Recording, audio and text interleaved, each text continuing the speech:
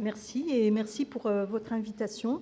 2015 est effectivement l'année internationale de la lumière et c'est aussi l'année du 20e anniversaire de la découverte de la première planète en orbite autour d'une étoile semblable au Soleil, 51 Pégase B, dont je reparlerai tout à l'heure. Ça a marqué le début d'une toute nouvelle discipline, l'exoplanétologie, c'est-à-dire l'étude des planètes en orbite autour d'une étoile autre que le Soleil. Lumière et exoplanètes sont intimement liées, car les exoplanètes, comme la plupart des astres dans le ciel, ne sont accessibles que par l'analyse de la lumière. Alors, il peut s'agir de l'analyse de leur propre lumière, mais, et ça c'est une spécificité des exoplanètes, il peut aussi s'agir de l'analyse de la lumière des étoiles autour desquelles elles tournent, ou bien carrément d'autres objets du ciel. Nous allons faire ensemble le tour des principales méthodes de détection des exoplanètes. Alors, ce sera un petit peu technique, mais il me semblait que pour marquer l'année internationale de la lumière, c'était important de vous montrer comment on utilise le signal lumineux, les ondes électromagnétiques dont on a entendu parler depuis ce matin, pour chercher et étudier les exoplanètes, soit par méthode indirecte, soit par méthode directe. On fera aussi le bilan des connaissances à ce jour et évidemment, on verra tout ce qui nous reste à découvrir dans les années à venir. Avant de commencer cet exposé, j'aimerais expliquer qu'est-ce qui nous motive, nous les astrophysiciens, pour l'étude des exoplanètes.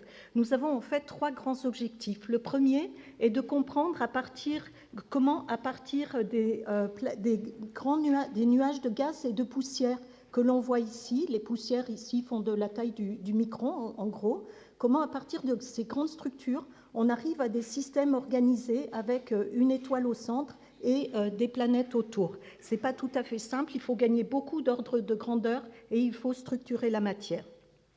Un autre objectif est de comprendre quelle est la fréquence de ces systèmes planétaires, s'ils existent, quelle est la variété de leur architecture, et de comprendre aussi la variété, la diversité des physiques des planètes que l'on va détecter, soit de leur intérieur, soit aussi de leur atmosphère. Le troisième objectif, qui est celui qui est le plus attirant pour le public, je crois, est la recherche des signatures de vie sur des planètes de type terrestre.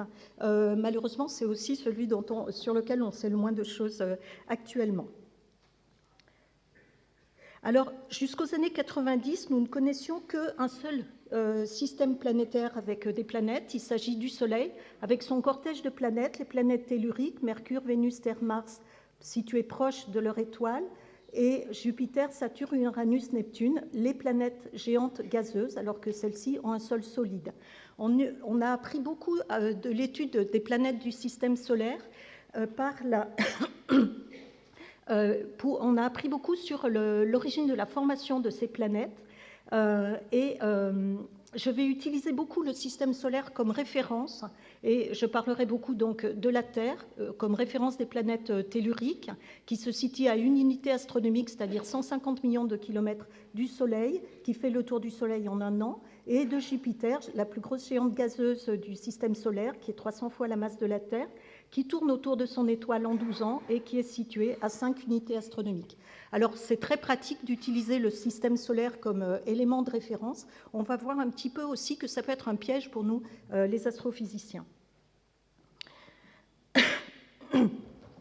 Alors, jusqu'à très récemment, l'étude des astres dans le ciel reposait sur l'imagerie dont on a parlé, à l'œil, avec des lunettes, avec des télescopes. Il s'agissait de faire des images des objets que l'on étudiait. Ça a été le cas ainsi pour la plupart des astres que l'on a connus. Dans le cas des exoplanètes seulement, c'est beaucoup plus compliqué, comme on verra plus tard, et l'imagerie directe a été impossible jusque très récemment. Les méthodes qui ont permis de découvrir les premières exoplanètes, et à ce jour, la plupart, il faut bien le dire, des exoplanètes sont des méthodes indirectes qui ne reposent pas sur l'analyse de la lumière des planètes elles-mêmes. Alors, comment ça se passe ? On part sur des lois très simples. En fait, tout repose sur les lois de Kepler. On sait tous que les planètes tournent autour, par exemple, la Terre tourne autour du Soleil. Ce que l'on sait un petit peu moins, c'est que le Soleil, à cause de la présence de la Terre et des autres planètes, va aussi tourner. Si on veut être plus précis, les planètes tournent autour du centre de gravité du système étoile-planète. Et comme elles sont les plus légères, elles sont le plus loin, elles font le plus grand tour. Les étoiles qui, elles, sont plus massives vont faire un tour plus petit, mais vont néanmoins bouger. Alors, de manière intuitive, donc le mouvement des planètes a été identifié et étudié par Kepler au début du XVIIe siècle, a été formalisé par les lois de Newton à la fin du XVIIe siècle. Et en fait, on va s'appliquer énormément là-dessus. Donc la première méthode de détection indirecte est assez intuitive en fait. On peut se dire si l'étoile se déplace comme on la voit se déplacer là dans le ciel, il suffit de repérer sa position dans le ciel et on va voir si elle bouge. Ça peut vouloir dire qu'il y a une planète et c'est ainsi qu'on pourrait détecter de manière indirecte des exoplanètes. En fait, cette idée a été les astronomes du 19e siècle déjà ont eu cette idée et ont cherché à détecter des exoplanètes par astrométrie, mais faute de précision, ils n'y sont pas arrivés. Et de fait, jusqu'à maintenant, aucune exoplanète n'a été découverte grâce à l'astrométrie, mais les choses vont bientôt changer grâce au satellite Gaïa de l'Agence spatiale européenne qui a été lancé en 2013. Gaïa a pour but de mesurer la position des étoiles dans tout le ciel sur pratiquement 1 milliard d'étoiles. Pour un certain nombre d'entre elles, 300 000, il sera capable de déterminer avec une précision telle, avec une extrême précision, la position des étoiles et la variation de ces positions des étoiles pendant 5 ans. Et à partir de là, on estime que Gaïa va être capable de découvrir par astrométrie plusieurs milliers de planètes géantes dans les années qui viennent. La méthode, en fait, qui a permis de détecter les premières exoplanètes et une grande partie des exoplanètes à ce jour, est ce qu'on appelle la méthode des vitesses radiales. Elle aussi est basée sur les lois de la gravitation. On a repris le système étoile-planète avec notre étoile qui bouge beaucoup. Et là, on est un observateur qui va regarder non pas la position de l'étoile dans le ciel, mais sa vitesse par rapport à nous. L'étoile se déplaçant par rapport à nous, sa vitesse va changer et en mesurant cette vitesse projetée sur la ligne de visée, qu'on appelle la vitesse radiale, on va être capable de déterminer si cette vitesse a un mouvement bien périodique. On va être capable de montrer qu'il y a vraisemblablement une planète autour de l'étoile. Alors, la période du mouvement va nous donner la période de rotation de la planète ou de celle de l'étoile, c'est la même chose. Et par application de la troisième loi de Kepler, on va dériver de la distance de l'étoile, de la planète à l'étoile. Et l'amplitude des vitesses radiales, des variations de vitesse radiale, va nous donner une information sur la masse, en fait sa masse minimum. C'est cette amplitude-là qui va nous intéresser. Comment est-ce qu'on mesure les vitesses ? Donc là, c'est là où vous voyez qu'on joue beaucoup, on étudie beaucoup le signal lumineux. En fait, on utilise des spectrographes qui sont placés au foyer des télescopes. Ces spectrographes agissent comme de très puissants prismes qui vont disperser la lumière de l'étoile. De nouveau, on ne parle que de l'étoile, là. En dispersant la lumière de l'étoile, on va voir apparaître en absorption des raies que l'on voit ici en noir, qui sont caractéristiques des éléments chimiques présents dans la photosphère de l'étoile. Si l'étoile ne bouge pas, ces raies sont fixes. Si l'étoile bouge, par application de l'effet Doppler, les raies vont également bouger au rythme de l'étoile et la variation de vitesse des raies est directement proportionnelle à la vitesse radiale de l'étoile par application de l'effet Doppler, delta lambda sur lambda égale V sur C. Donc c'est ainsi qu'on remonte à la vitesse de l'étoile. Et c'est ainsi donc que la première exoplanète a été détectée autour d'une étoile autre que semblable au Soleil à l'Observatoire de Haute-Provence en 1995 par 2 astronomes suisses, Michel Mayor et Didier Queloz. Donc 51 Pégase B, c'est son nom. Petit b, quand vous verrez des petits b, ça veut dire que c'est le nom de la planète, alors que 51 Pégase, c'est le nom de l'étoile. Donc, ce qui est intéressant, c'est que ce qui était intéressant avec cette découverte, c'était bien sûr qu'enfin on montrait qu'il y avait des planètes autour des étoiles comme le Soleil. Mais ce qui était aussi peut-être le plus intéressant, c'était que la période de cette planète était de 4 jours seulement, alors qu'il s'agit là d'une planète à peu près de la masse de Jupiter. Ça veut dire que la planète était 100 fois plus près que Jupiter ne l'était du Soleil.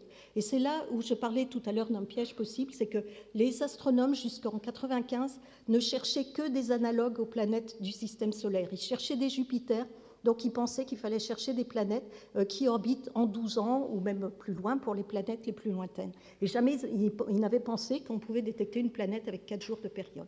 Donc ça, c'est quelque chose de très intéressant et c'est aussi un enseignement pour nous de voir que la nature est très diverse et qu'on a toujours du mal à anticiper cette diversité. 51 Pégase B a été le début d'une très longue série de découvertes et je reviendrai dessus plus tard. Une autre méthode qui est aussi très intuitive, qui s'appelle la méthode des transits photométriques. Si une étoile, si une planète vient au cours de sa rotation à passer exactement entre l'étoile et l'observateur, la planète va effectuer une petite éclipse d'étoiles que l'on va pouvoir mesurer si l'on suit la lumière que nous envoie l'étoile au cours du temps. La profondeur de l'éclipse est proportionnelle au rapport des surfaces, planète, étoile, et de nouveau la période du phénomène va nous donner de nouveau une information sur la distance de la planète à l'étoile. Alors ce qui est évidemment toujours, on travaille en astronomie, on travaille sur les exoplanètes, donc c'est toujours difficile. La variation d'éclat, par exemple, si je prends un Jupiter autour du Soleil, n'est que de 1% de l'éclat du Soleil et elle se produit tous les 12 ans et elle dure quelques heures seulement. La variation de la Terre, c'est de 0,01%, elle a lieu tous les ans, mais elle dure quelques minutes. Donc vous voyez bien qu'il va falloir regarder beaucoup d'étoiles pour avoir des chances d'en détecter. Il faut en plus que le système soit orienté convenablement, on a à peu près une chance sur 1 million de détecter ça, mais c'est faisable. Et la première détection des transits photométriques d'une planète ont été faites autour de l'étoile HD 209 458. C'était une étoile dont on avait déjà montré qu'il y avait une planète. Planète toujours à courte période, 3 jours de période autour de son étoile, semblable à Jupiter. Le HD 209 458b a été aussi le début d'une très longue série de planètes détectées, en particulier, il faut bien le dire, depuis l'espace, avec le satellite Corot du CNES lancé en 2006 et le satellite de la NASA Kepler qui tourne encore, qui a été lancé en 2009. Dans les cas favorables, où l'on peut à la fois mesurer les vitesses radiales des étoiles, détecter les planètes par la méthode des vitesses radiales et par la méthode des transits, on peut arriver à remonter à une information qui est très intéressante, c'est la densité. Les vitesses radiales pour une planète dans les orbites qui transitent, on peut déterminer la masse. Avec le transit, on peut déterminer le rayon, donc on va en déduire la densité de la planète. Et ça, c'est quelque chose d'assez étonnant et de très intéressant. Une faible densité va nous indiquer que la planète est essentiellement gazeuse, comme les planètes du système solaire, tandis qu'une densité assez forte va nous indiquer qu'il y a de la matière solide, vraisemblablement lourde, dans ces planètes. Alors ça, c'est quand même une exploitation absolument, je trouve, étonnante de la lumière. On a des planètes qui se trouvent à des dizaines d'années-lumière ou des centaines d'années-lumière sur lesquelles on n'ira jamais, il ne faut pas se leurrer. Mais à partir de l'analyse de la lumière des étoiles, finalement, on va arriver à déterminer qu'est-ce qu'il y a, quel est l'intérieur de ces planètes. Alors maintenant, les détections dont je vous ai parlé jusqu'à maintenant sont des détections indirectes. Et en fait, elles ont une certaine limitation, c'est que toutes ces détections sont basées sur la rotation, on appelle ça la révolution des planètes autour des étoiles, donc elles prennent du temps. Pour une planète, je reviens toujours à Jupiter, il faut 5 ans. Pour Saturne, il faut 12 ans, pour qu'elle fasse un tour de son Soleil. Pour Saturne, qui est à peu près à 8 ou 10 9 unités astronomiques, il va falloir 20 ans. Au-delà, pour les planètes encore plus lointaines, il va falloir 30 ans, 40 ans. Donc ça devient difficile de détecter ce genre de planète avec ces techniques pour un seul homme, je dirais. Donc, un gros avantage de l'imagerie directe, c'est qu'elle nous permet très vite, très rapidement d'identifier des planètes autour des étoiles. En gros, il nous faut 1 an typiquement pour y arriver.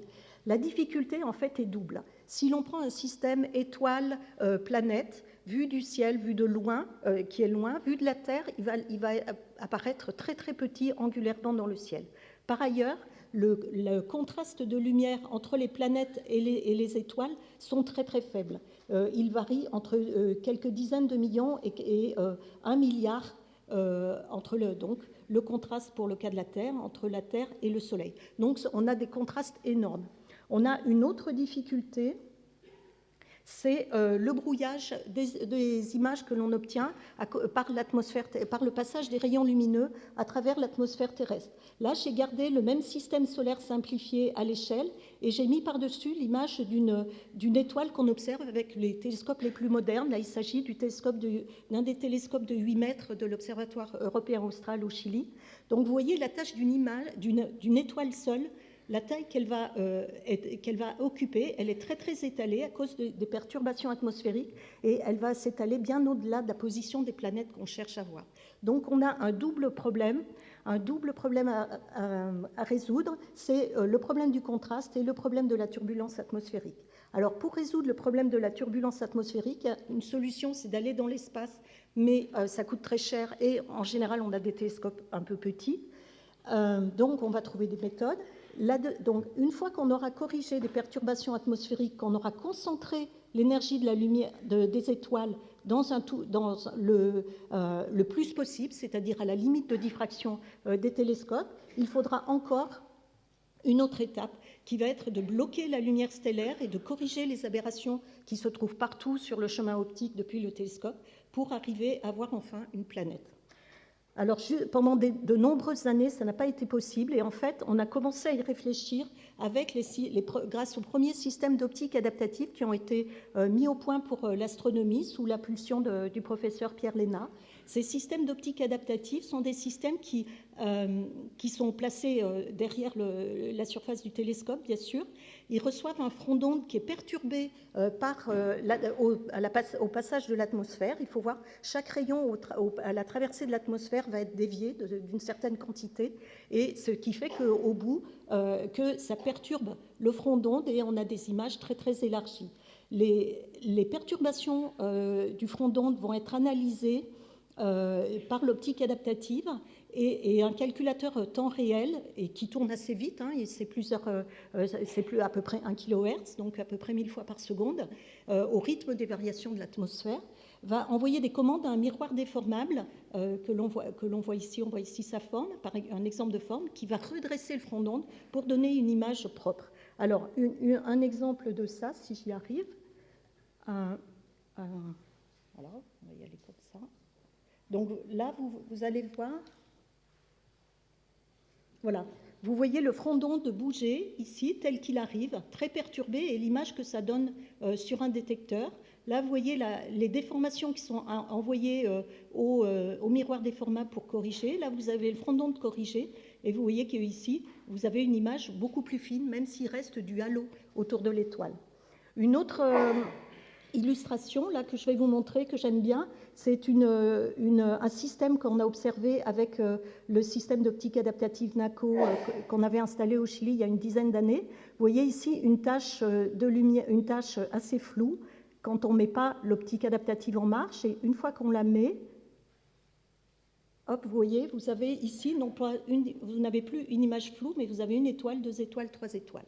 Donc ça, c'est quelque chose d'absolument fondamental pour arriver à observer directement, pour avoir une chance d'observer directement des planètes.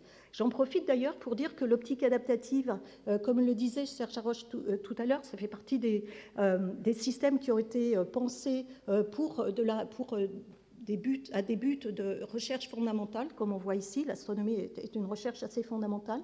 Et maintenant, ce sont des systèmes qui sont utilisés dans plein d'autres cas, en particulier pour les études médicales, pour étudier les yeux, pour faire des opérations, etc. Et de nouveau, ce n'était pas du tout anticipé au moment où les chercheurs ont commencé à travailler sur ces systèmes.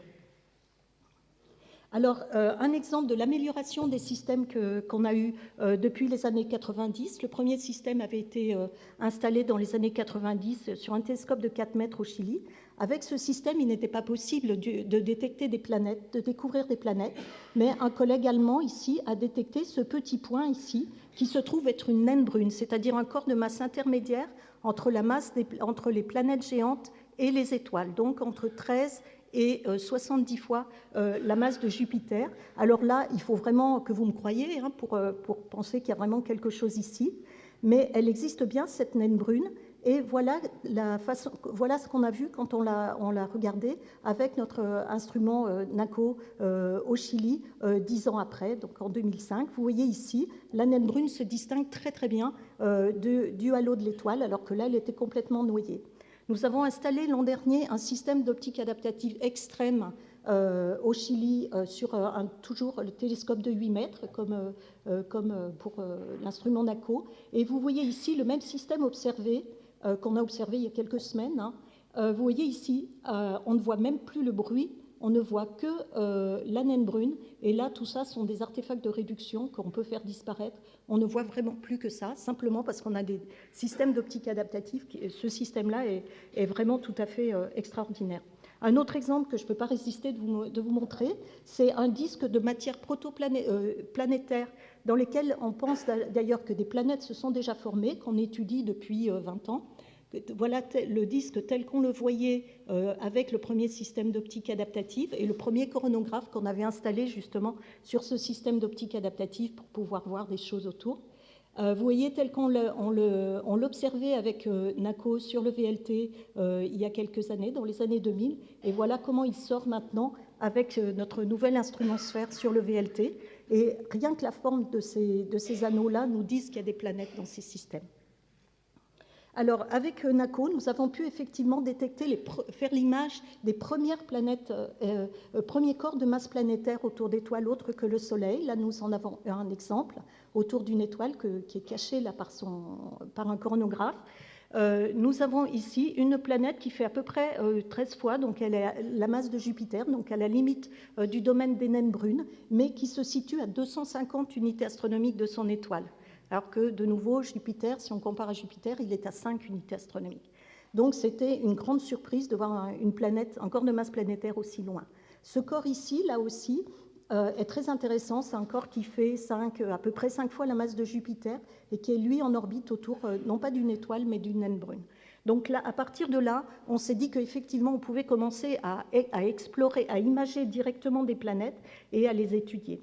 Je vais vous montrer un autre exemple sur lequel on a travaillé beaucoup, qui est la détection d'une exoplanète autour de l'étoile Beta Pictoris. Voilà l'exoplanète telle qu'elle se situait en 2003, telle qu'on l'a observée en 2009. Et en fait, on a pu ce système est très intéressant parce qu'il est aussi l'étoile abrite aussi un disque. Et par l'étude de ce disque, on avait prévu il y a une dizaine d'années qu'il y avait une exoplanète qui imprimait des torsions à ce disque en fait. Et maintenant, alors j'espère que je vais y arriver. Là, on a beaucoup étudié cette planète depuis qu'on l'a détectée, on la suit, et vous allez la voir. On va faire un zoom à l'intérieur du disque, et vous allez voir très rapidement toutes les images qu'on a faites de cette exoplanète depuis 2003. Vous allez la voir s'éloigner de son étoile, et après, vous allez la voir revenir de son étoile. L'image n'est pas toujours la même parce qu'on est encore limité par les conditions atmosphériques, mais vous allez voir à quel point, voilà, sur les deux derniers, ça s'est amélioré avec notre système sphère. Et là, vous avez vu, c'est le seul cas qu'on connaisse actuellement, la seule planète extrasolaire en rotation autour de son étoile. Elle a fait plus d'un demi-tour depuis ce temps-là. Elle est à peu près à la même distance de son étoile que Saturne autour du Soleil. Alors maintenant, je vais passer à une autre méthode très rapidement pour faire écho à ce que disait Serge Haroche tout à l'heure. Il y a une méthode très très indirecte cette fois-ci, qui est basée sur l'étude pour détecter les planètes, qui est basée non pas sur l'étude de la planète elle-même, non pas sur l'étude de l'étoile autour de laquelle la planète tourne, mais sur une étoile très lointaine. On s'appuie là-dessus sur les lois de la gravitation d'Einstein qu'on va exploiter comme ça. J'imagine que j'ai une étoile qui est très très lointaine et que j'ai une autre étoile qui passe devant. À cause des lois de la gravitation, si l'on suit la lumière envoyée par l'étoile lointaine, on va avoir, à cause de l'objet déflecteur, on va avoir une amplification de la lumière au cours du passage de l'étoile en question. Si l'étoile, donc ça c'est un phénomène qui est bien connu depuis quelques années, et si l'étoile est en plus entourée d'une planète, on va avoir un pic secondaire causé par la planète qui va être évidemment beaucoup plus court et beaucoup plus faible.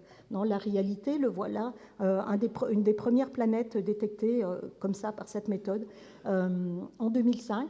Elle a permis de détecter des planètes de masse très très petite et à des distances assez lointaines de l'étoile. Je ne reparlerai pas de cette méthode parce qu'en fait, je voulais juste en parler dans le cadre de l'année de la lumière, mais en fait, une fois qu'on a détecté ces planètes par cet effet de l'antigravitationnel, on les a perdues. C'est-à-dire on ne pourra plus jamais, on ne les reverra pas, on ne pourra pas les réobserver parce que l'étoile est passée une fois, elle a eu une chance de passer devant une étoile, la chance est très très faible, donc on ne les reverra pas, donc on ne peut pas faire d'études de caractérisation.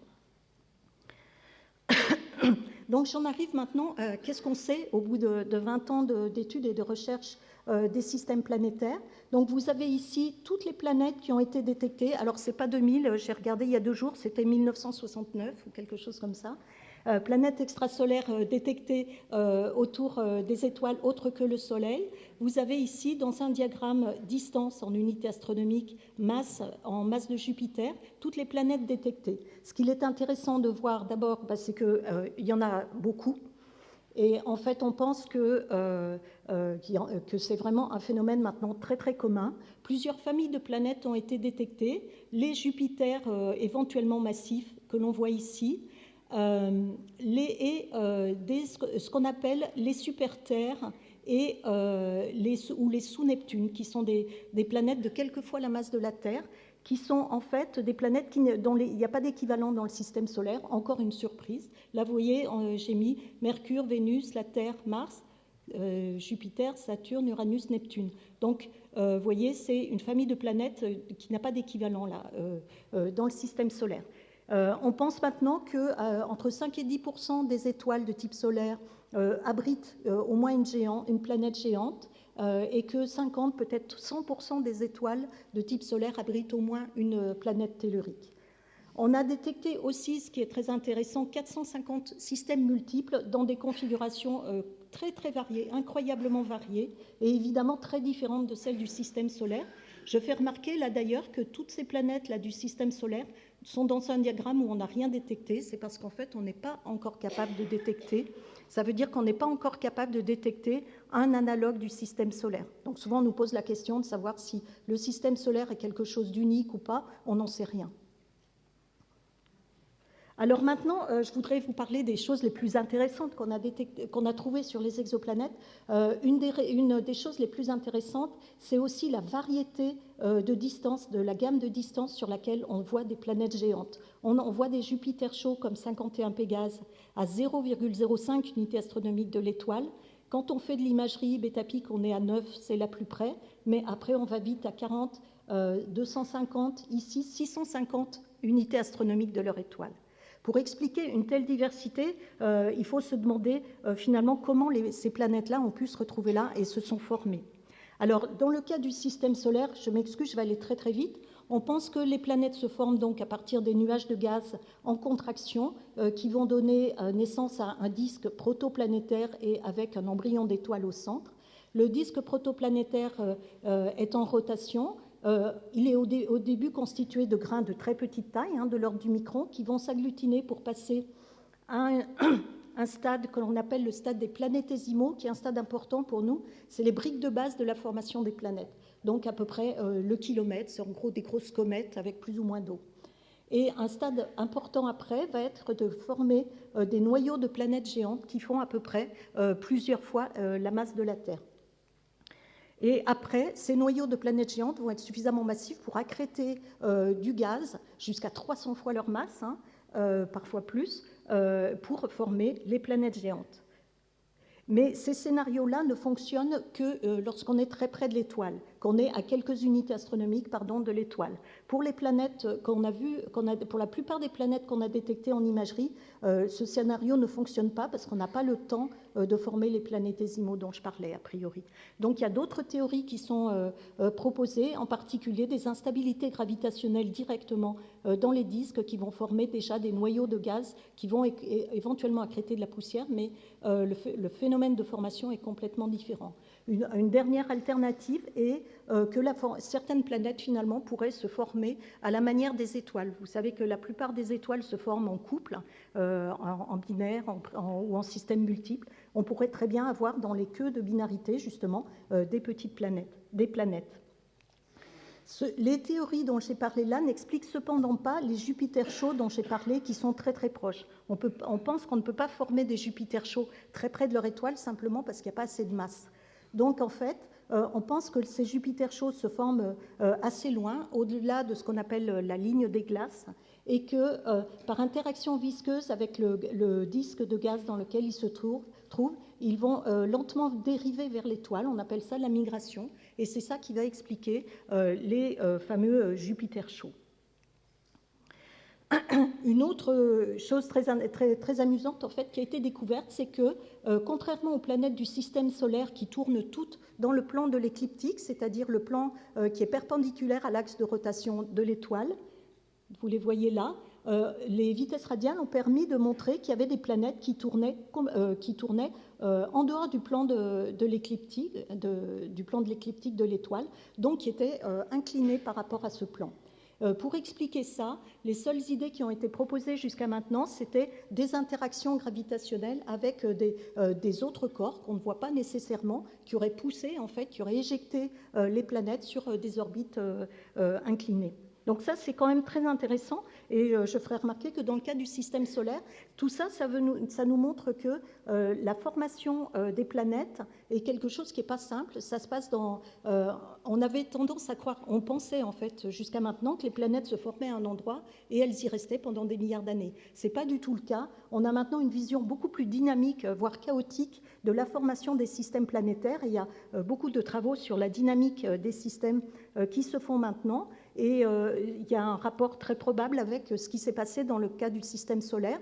Les planètes du système solaire, on le sait maintenant, ne se sont pas formées à l'endroit où on les voit aujourd'hui. Et il y a eu des épisodes très très violents, en particulier ce qu'on appelle le grand bombardement tardif, à peu près 700 millions d'années après la formation des planètes, qui a envoyé des cailloux un petit peu partout dans l'espace et qui a aussi fait bouger la position des planètes sur leur orbite. Tout dernier résultat que j'aimerais mentionner sur les planètes, c'est vraiment le tout début, comme j'en ai parlé tout à l'heure, de notre capacité à essayer de voir, au moins pour certains objets, il y en a très très peu, de quoi ils sont constitués. Par exemple, cet objet-là, de densité 2 grammes par centimètre cube, donc moins que la Terre, qui fait à peu près 5 grammes par centimètre cube. Cet objet-là est constitué d'un noyau de fer lourd, d'un manteau de silicate, de l'eau et d'une atmosphère, tandis que celui-là qui fait plus de 6 grammes par centimètre cube est constitué essentiellement de noyaux de fer toujours, de silicate principalement, donc ils vont amener de la densité à ces objets. Maintenant, je vais dans le mauvais sens. Un dernier élément, c'est l'atmosphère elle-même des planètes. En fait, on a pu observer les premières atmosphères en spectroscopie, les premières atmosphères à la fois des Jupiters chauds et des géantes lointaines. Et quelques molécules ont été trouvées, du monoxyde de carbone, du dioxyde de carbone, de l'eau, du méthane dans le cas des planètes lointaines. Mais ce qu'on a surtout vu, en fait, c'était de nouveau ce qu'on n'attendait pas. C'était que, alors que les modèles nous prédisaient des belles structures liées aux éléments présents dans l'atmosphère, là des alcalins en particulier, le spectre qu'on obtient est plat. Et ça, c'est dû au fait que ces atmosphères des planètes, des Jupiters chauds, qui sont effectivement chauds, leur atmosphère fait à peu près entre 1500 et 2000 Kelvin, sont dominées par des nuages et des brumes qui vont cacher tout le reste, en fait. Pour les planètes lointaines, on a aussi des nuages, mais ce sont cette fois-ci des condensats de poussière que l'on commence à voir bouger autour de l'étoile. Et ce qui est très intéressant de regarder, c'est qu'on commence maintenant à vouloir utiliser les outils de modèles de circulation qui sont utilisés pour étudier le climat de la Terre, par exemple, les modèles globaux de climat terrestre, pour ces objets qui sont très très très loin de nous. Alors voilà, j'en arrive à mes conclusions. Un petit bilan, c'est difficile d'avoir du recul parce que c'est une science vraiment très neuve et les idées, les interprétations changent encore, évoluent encore beaucoup. Les exoplanètes, ce qu'il faut retenir, c'est que les exoplanètes existent bien, elles ne sont pas rares, on leur trouve à chaque fois des propriétés inattendues. Quand je mets effet solar system, c'est peut-être qu'on cherche trop à vouloir coller à l'exemple du système solaire. L'évolution et la formation des systèmes planétaires est beaucoup plus complexe et sans doute plus variée qui avait été prévu. Il nous reste beaucoup de questions. Une des questions, c'est le système solaire est-il un cas typique ou pas ? Il nous manque beaucoup de choses sur le détail des processus de formation des planètes, sur la dynamique des systèmes, sur l'atmosphère des planètes, où on ne sait vraiment pas encore grand-chose. On ne sait pas non plus si les analogues de la Terre existent dans ce qu'on appelle la zone habitable, que l'on définit pour l'instant de manière très très grossière comme la distance à l'étoile où l'eau est sous forme liquide et non pas solide ou gazeuse, parce qu'on pense que la vie doit se former. L'eau liquide doit intervenir dans la formation de la vie, mais vous voyez, c'est quand même très très naïf et il y a beaucoup de travail à faire de ce côté-là. L'autre question, peut-on trouver des signes de vie sur des planètes extrasolaires ? Là, on n'a apporté aucune réponse à la question. Je voudrais parler un petit peu du futur. La prochaine décennie, nous allons beaucoup utiliser l'instrument Sphère. Je n'ai pas pu vous montrer les images, mais qui nous donnent pas beaucoup d'images, qui nous donnent des images absolument extraordinaires pour détecter et caractériser en spectroscopie les planètes géantes. Avec des nouveaux instruments sur le Very Large Telescope, toujours au Chili, on va pouvoir étudier des super-terres et peut-être des terres, je ne sais pas, il y a des difficultés autour de ça.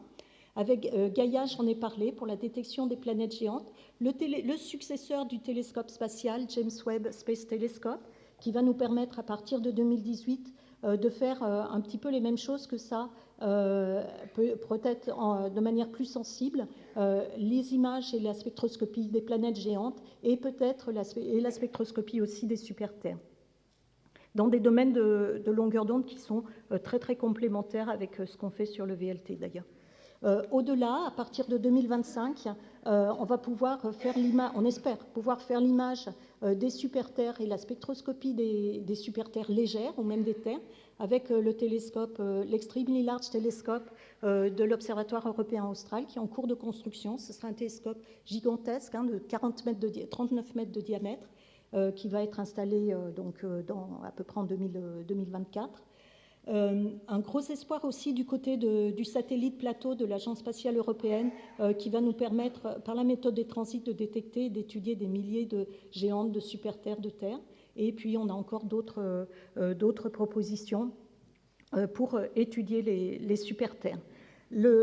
L'horizon 2030 et probablement, je dirais, encore plus loin, 2035-2040, ce sera de chercher vraiment des signatures de vie sur d'autres planètes. Les astronomes étaient très très optimistes il y a 5-10 ans. Maintenant, on voit qu'il nous faut plus de temps pour arriver à ça.